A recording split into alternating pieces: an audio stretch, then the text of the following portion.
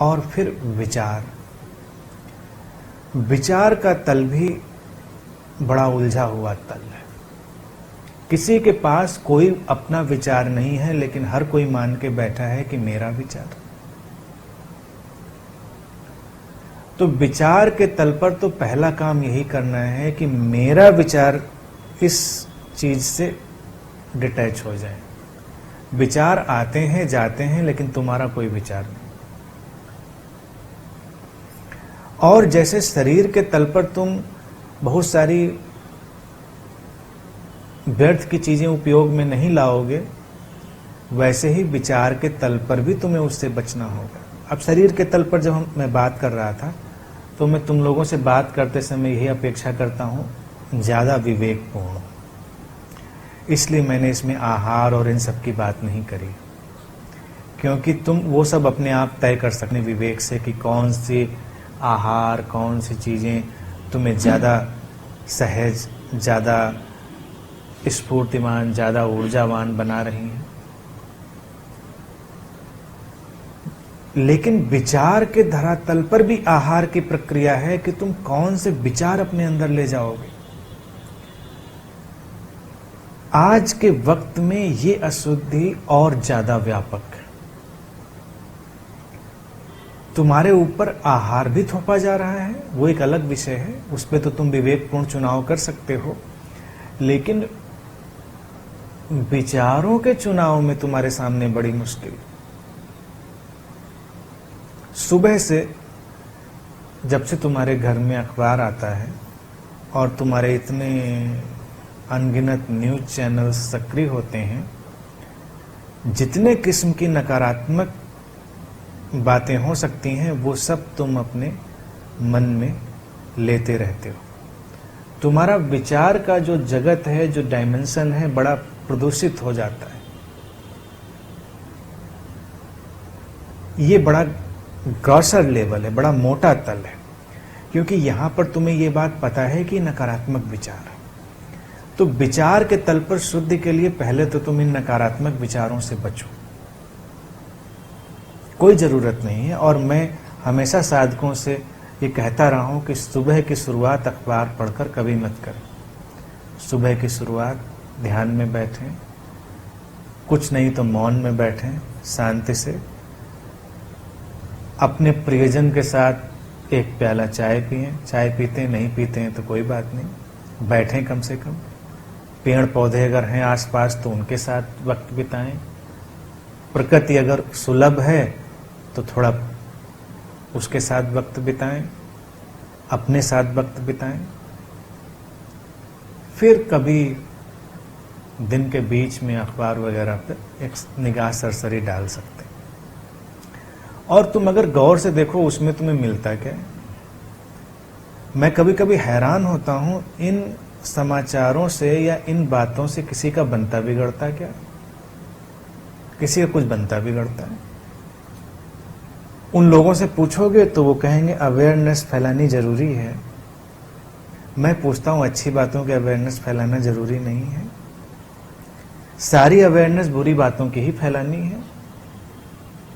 और उस अवेयरनेस फैलाने से कौन सी बातें रुकती हैं? बलात्कार की खबरें छापने से कौन से बलात्कार रुक जाते हैं?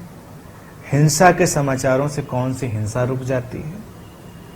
बेहतर हो कि हमारे ये जो मीडिया के जगत की चीजें हैं ये रूपांतरित हों और वहां कुछ अच्छी बातें आना प्रारंभ हों, ताकि लोगों के विचारों में थोड़ा तो बदलाव हो। खैर, इस बात पर तो लोग बहुत सहमत हो जाएंगे कि बिल्कुल ठीक है, लेकिन फिर सीमित करने वाले विचार जो बड़े अच्छे भी हैं उनसे बचें मत। इज्म, कल्टिस्ट थॉट, इनसे बचें। एक कल्टिस्ट थॉट, एक सांप्रदायिक विचार दूसरी तरफ से तुम्हारे लिए दीवार खड़ी कर देता है। अब ये वैचारिक अशुद्धि बड़ी गहरी चली गई। सारे धर्म के लोग तुम्हें शुद्धता ही सिखा रहे हैं, लेकिन अपने किस्म की शुद्धता। उनकी अपनी शुद्धि ही सबसे बड़ी शुद्धि है और दूसरे की शुद्धि कहीं ना कहीं से उसमें अशुद्धि उनको नजर आ ही जाती। तो जब कोई व्यक्ति विचार के तल पर सीमित होता है, दायरे खींचता है, सीमाएं खींचता है, उस विचार को किसी भी नाम से सीमित कर देता है, तो वैचारिक अशुद्धि प्रारंभ हो जाती। विचार उड़ान भरने के लिए वो मुक्त पंछियों की तरह हैं, वो उड़ान भरते हैं तो तुम्हारे अंतर मन का आकाश सुंदर होता है। लेकिन अगर तुम्हारे अंतर मन में पिंजड़े की तरह वो यात्रा करते हैं, इधर से फड़फड़ाते हैं फिर उधर जाके बैठ जाते हैं, तो तुम्हारा अंतर मन ग्रंथ युक्त हो जाता है। तुम्हारी सारी मानसिक बीमारियों की जो जड़ है तुम्हारे अंतर मन का एक पिंजड़े में तब्दील हो जाना, उसमें अदृश्य दीवारों का खिंच जाना। लोगों के मनों में अदृश्य दीवारें खिंची हुई हैं, उनके विचार उन दीवारों के पार यात्रा नहीं करते। वो सारी मानसिक बीमारियां लेकर आ जाती।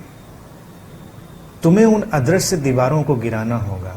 अच्छी बातों के नाम पर भी जब वो तुम्हें सीमित करती हैं या विचार करने से रोकती हैं, तो उनको हटाना होगा। तुम देखो, तुम्हारे धर्म तुम्हें विचार की इजाजत नहीं देते, या कि देते हैं।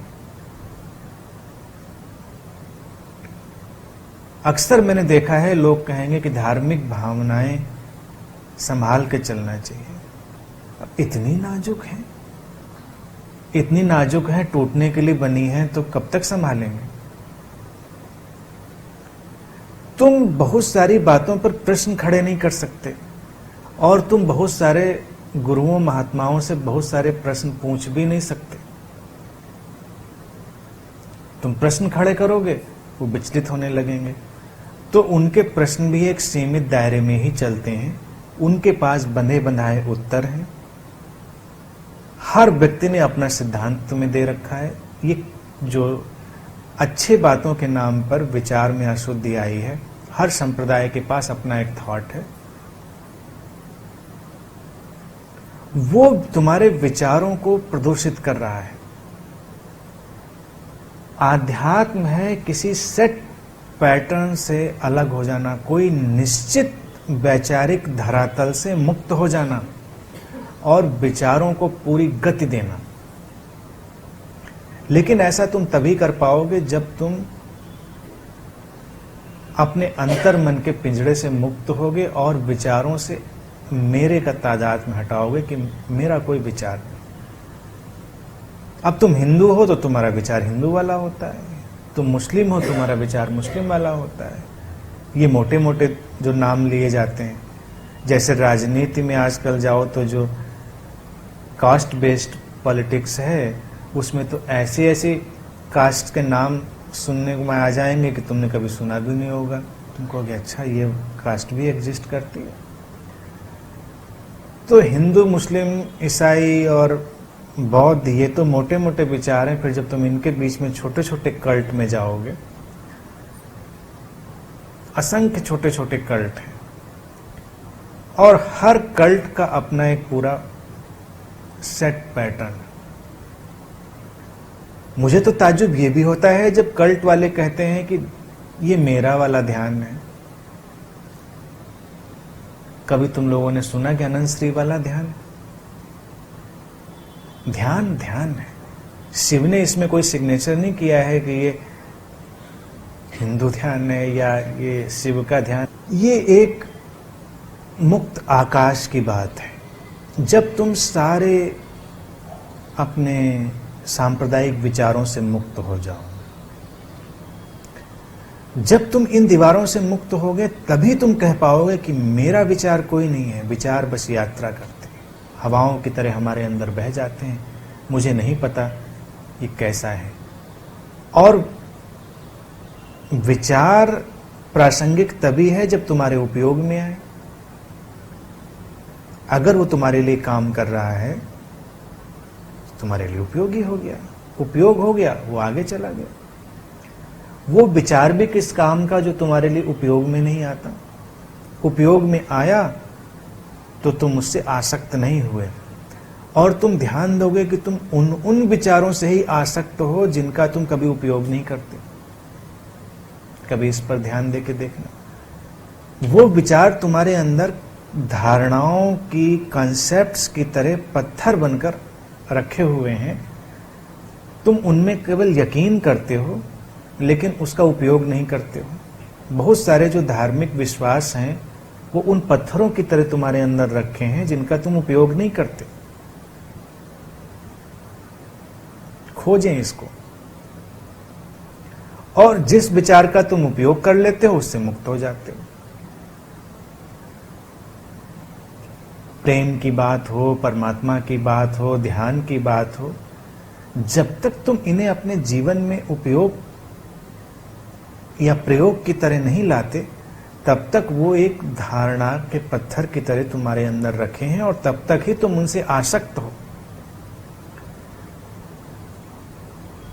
कहते हैं रामकृष्ण ने काली की पूजा की, इतना जुड़ गए काली से, और काली से बातें करने लगे। उनके अंदर एक धार्मिक छवि निर्मित हो गई। फिर कहते हैं एक सन्यासी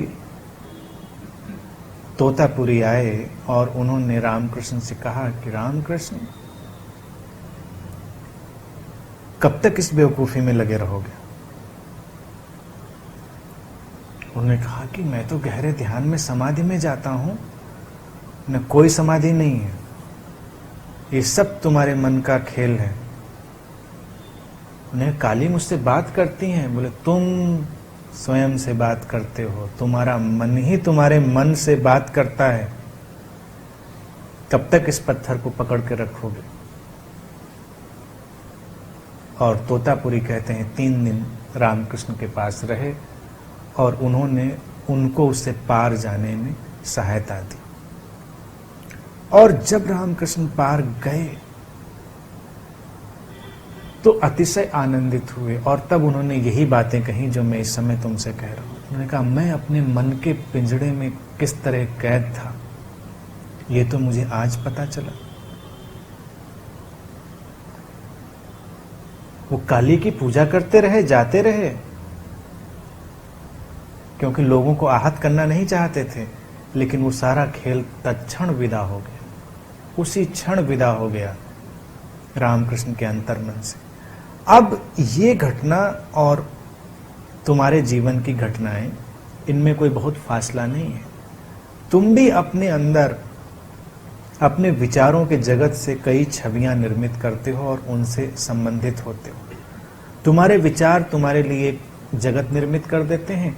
अब जगत तुमने सांसारिक बनाया हुआ है या आध्यात्मिक बनाया हुआ है, इससे कोई बहुत अंतर नहीं पड़ता। थोड़े अर्थों में ये मानसिक बीमारियां भी हैं। तुम अकेले जंगल में बैठे हो या अकेले घर में बैठे हो, इससे भी कोई अंतर नहीं पड़ता। तुम अकेले अपने आप से बातें कर रहे हो या तुम किसी देवी देवता से बातें कर रहे हो, इसको क्या कहेंगे? मनोवैज्ञानिकों से पूछेंगे, वो कहेंगे ये तो हेलुसिनेशन है, विक्षिप्तता है। धार्मिक लोगों से पूछेंगे तो कहेंगे तुम्हारा सौभाग्य है, तुम्हें दर्शन हो गए। लेकिन अगर इसको थोड़ा सा सरल करें तो रामकृष्ण की अवस्था में तुम सभी लोग चल रहे हो। उन्होंने काली की छवि गढ़ ली थी, लेकिन तुमने भी तो कोई ना कोई छवि गढ़ रखी है। धार्मिक छवियां जब होती हैं तो तुम थोड़ा धार्मिक अनुभव करते हो, लेकिन जब गैर धार्मिक छवियां होती हैं तो तुम विचलित अनुभव करते हो।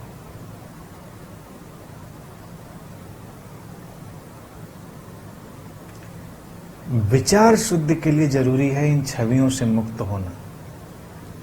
और ये जानना कि ये छवियां तुम बनाते हो, ये बाहर से नहीं आती। इन छवियों के निर्माता तुम हो और इन छवियों के कारण ही तुम्हारे अंदर अहंकार जड़ें जमाए बैठा है, जिसको शिव कह रहे हैं क्षुद्र अहंकार विसर्जित होगा। उन्होंने ये नहीं कहा कि अहंकार विसर्जित होगा तो क्या होगा। विसर्जित होगा तो तुम वहीं होगे जहां शिव हैं। बीच में दीवार उस अहंकार की ही है। जब तुम झूठी छवियों से जीते हो तभी तुम अहंकार में ज्यादा होते हो। जरा इस पर विश्लेषण करके, अवलोकन करके, ऑब्जर्वेशन करके देखेंगे, क्योंकि तब तुम पकड़ बनाना ज्यादा से ज्यादा चाहते हो, क्योंकि तुम्हारी छवि जा सकती है, तुम्हारी छवि विदा हो सकती है। तुम उसके लिए लड़ाई कर सकते हो, तुम उसके लिए झगड़ा कर सकते हो, क्योंकि वो मान्यता पर आधारित है। तुमने अच्छे या बुरे की, शुभ और अशुभ की, शुद्ध और अशुद्ध की कोई छवि बना रखी है, तो तुम उस पर एक पकड़ बनाओगे। शिव तो अशुद्ध के लिए कठिन है कहकर चुप हो गए। महात्मा लोग इस पर सारा झंझट खड़ा कर चुके हैं। तुमको शुद्धता के इतने पाठ पढ़ाएंगे कि तुम शुद्ध होना भूल जाओगे, शुद्ध बुद्ध भूल जाओगे और इरादा छोड़ दोगे कि ये हमारे लिए तो संभव नहीं है। ये महात्मा जी के लिए संभव होगा, ये हमारे जैसे साधारण मानव के लिए, साधारण प्राणी के लिए संभव नहीं। और तुम अगर आम लोगों से पूछो तो यही कहेंगे ये हम लोगों के लिए संभव नहीं है। तो ध्यान और गहरी आध्यात्मिक स्थितियां नासमझी के कारण हमेशा लोगों से दूर बनी रही, क्योंकि शुद्धता, तुम ये नहीं खाओगे, वो नहीं पियोगे तो शुद्ध रहोगे। तुम बैठे राम राम जपोगे तो शुद्ध हो जाओगे। तुम बैठे कृष्ण कृष्ण जपोगे, माला जपोगे विचार से तो शुद्ध। कोई भी बाहरी विचार अशुद्ध करता है, कंटेमिनेट करता है मन को, ये मन की विचार की अशुद्धि का लक्षण है। चाहे वो विचार राम का हो, कृष्ण का हो, बुद्ध का हो, मेरा हो, किसी का भी हो। तुम अपने विचारों में मुझे भी ले आओगे तो तुम्हारे विचार अशुद्ध हो जाएंगे। तुम अपने विचारों को जब मुक्त रखोगे, मुक्त का अर्थ समझ रहे हैं? मुक्त का अर्थ है वो बंधे हुए नहीं है, उनकी अपनी एक छवि नहीं है। क्योंकि जब देखिए धर्म में लोगों ने इसी सूत्र के आधार पर घबराकर ये सारी चीजें निर्मित करी। जब शिव ने ये बातें बोल दी थी तो जब आगे लोगों ने इस पर विश्लेषण किए तो उन्हें अशुद्धि को कैसे दूर करें। तो मैं समझता हूँ इन सारे तलों पर लोगों ने चिंतन मनन किया कि हाँ विचार की अशुद्धि भी दूर करनी है। तो उनको लगा कि हमको तो कभी क्रोध के, काम के, तरह तरह के विचार आते रहते हैं, तो बेहतर है राम राम जपो, बेहतर है कृष्ण कृष्ण जपो या कुछ और जपो। लेकिन उससे तो कोई बहुत अंतर कहां पड़ा, उससे तुम्हारा मन थक गया। और कभी कभी ये हुआ कि तुम्हारे मन ने एक अपनी हेलुसिनेटरी इमेज गढ़ ली। विचार के लिए जरूरी है कि विचार को किसी शुद्धि अशुद्धि की सीमा में मत बांधो। जब विचार तुम्हारे अंतर मन को आकाश का एहसास कराएं, पिंजड़े का एहसास न कराएं, बस एक छोटी सी कसौटी, जब कोई विचार तुम्हारे अंदर यात्रा करे और तुम विस्तृत अनुभव करो, तुम आकाश जैसा अनुभव करो, तो समझना कि ये विचार शुद्ध है। और जब कोई विचार तुम्हारे अंदर गुजरे और तुम थोड़ा पिंजड़े जैसा अनुभव करो, थोड़ा रिस्ट्रिक्टेड अनुभव करो, ये अशुद्ध विचार होगा। इस विचार ने कहीं न कहीं से तुम्हारे अंदर अशुद्धि को प्रवेश करा दिया होगा। अब जैसे कि जो कल्टिस्ट थाट के लोग हैं उनकी एक और समस्या, वो दूसरा विचार सुन नहीं सकते। तुम यहां आके सुनोगे तुमको लगेगा कि अच्छा मेरे गुरुजी तो कुछ और बात कहते हैं, ये बात सुनना तो मुश्किल हो गया। और गुरु लोग भी कहते हैं कि तुम कैसे सुन सकते हो बात मेरी बात के सिवा, या फिर थोड़े व्यापक हो जाएंगे, उदार हो जाएंगे। आजकल इस तरह की बातें चलती हैं, उदार होना चाहिए, तो कहीं नहीं नहीं सुनो, लेकिन सही तो यही है। अच्छा हर जगह से ग्रहण कर लो, फिर इसी छत्ते में आकर बैठ जाना। मधुमक्खी की तरह चलो, लेकिन छत्ता तो यही है। जाओ फूलों पर बैठो, फिर आकर इस छत्ते पर बैठ जाना। कल्ट इन बातों के सिवा कोई बात नहीं कर सकते। वो ये नहीं कहेंगे कि ठीक है उड़ो, पराग लो, रस लो, लौटने का मन करे तो लौटना इस छत्ते पे, न लौटने करे तो मत लौटना। क्या करेंगे वो, उनका छत्ता क्या करेगा? तो सारे कल्ट धर्म उस छत्ते की तरह होते हैं, जिसको लेकर लोग बड़े पजेसिव होते हैं। लोग अपने विचारों को लेकर बड़े पजेसिव होते हैं कि फिर तो लड़ाइयाँ झगड़े सभी सशुद्धि को लेकर होते हैं। लेकिन जहां झगड़ा, लड़ाई, झंझट, सीमा, तो तुम अपने अंदर सीमित अनुभव करते हो।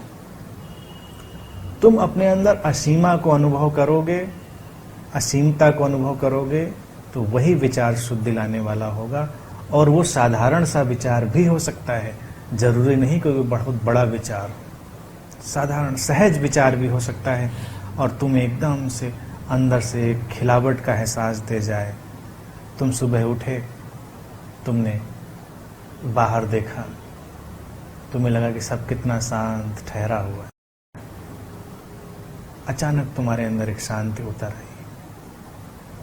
तुम अपने अंदर की शून्यता और स्थिरता में प्रवेश कर गए। ये साधारण सा विचार शुद्ध था, जिसने तुम्हें अहंकार मुक्त किया, और तुम उस अंतर आकाश और अंतर शून्य में प्रवेश कर गए। लेकिन तुमको सिखाया गया है कि जब सुबह उठो, कुछ भगवान का नाम लो, कुछ अच्छी बात करो, और तुमको ये पता ही नहीं कि अच्छी बात क्या होती है। अच्छी बात के नाम पर भी तुम बड़े आक्रामक होते हो।